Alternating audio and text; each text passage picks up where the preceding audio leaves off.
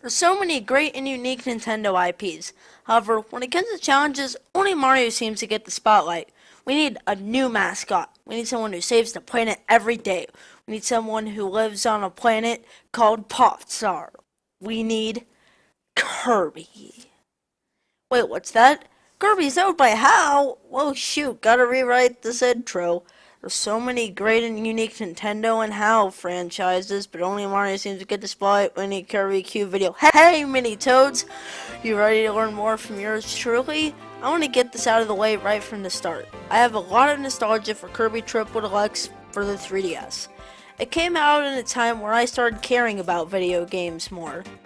Anyway, I've always thought while playing Kirby Triple Deluxe that it was built in a way where floating isn't really required. Is that true?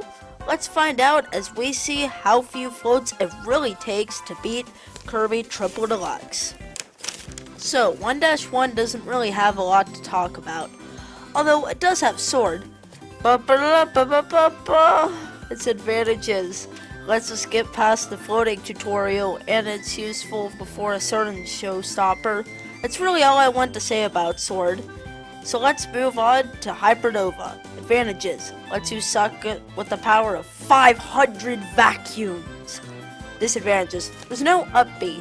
This means sections where we need to float are sections where we really need to float. Let's just hope there's not too many sections where we need to float. Wow. Turns out there was a lot I had to say since this section took up half a page of script. Well, so much for it doesn't really have a lot to talk about. Anyway, on to 1-2.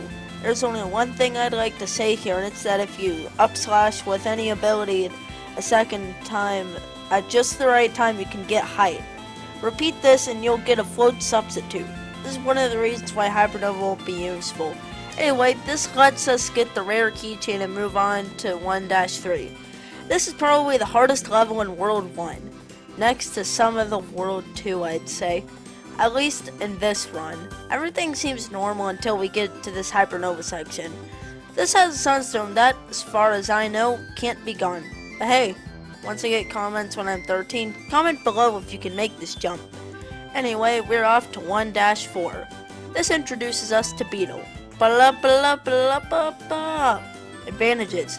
It not only has an up B, but it also is good for attacking quick and strong. Beetle outshines Sword in so many ways that Sword seems almost useless. Anyway, onto the boss. It's possible. Now, onto 2-1. Nothing to say here, on 2-2. This actually has a bit to talk about. For one, this brings us to Spear. You already heard this? Advantages, good for getting height. Disadvantages, it's not really good for quick attacks. Now, onto our first roadblock.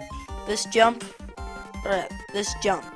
I probably should have put a colon there. Anyway, we can't progress until we make this fire thing, which requires us to go down there, and the only way to get out is with floating. We need another float to make this jump as well, so that brings us up to 2 floats.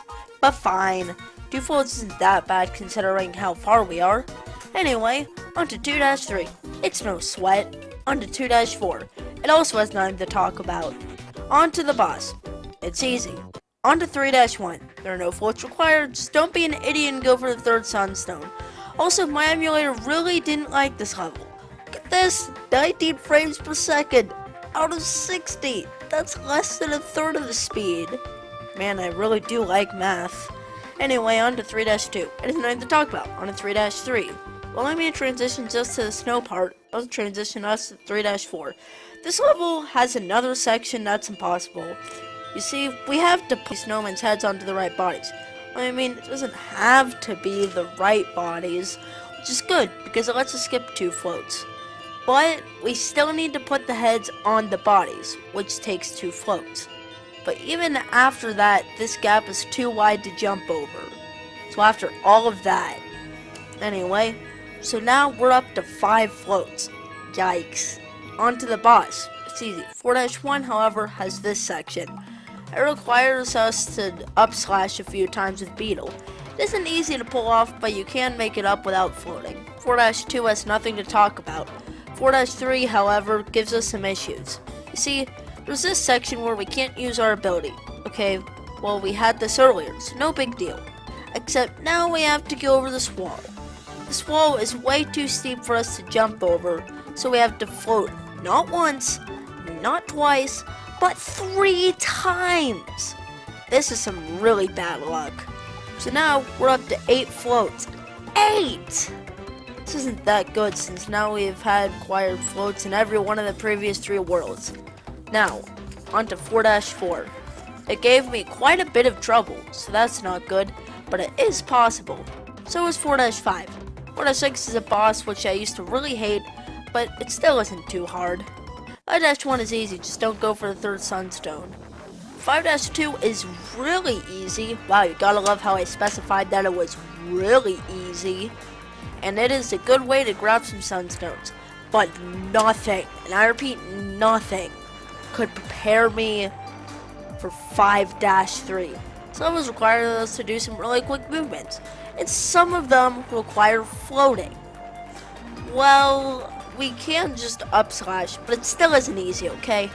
This took me a lot of tries. Anyway, 5-4 is next, and this one isn't easy either. It has this part near the end that requires you to spear copter up to the ceiling and press B while holding up. 5-5 has a certain path that I'll tell you. Now, left, left, right, and the only path available, center. This should allow you to get all 4 sunstones without floating. 5-6 is my new least favorite Kirby boss.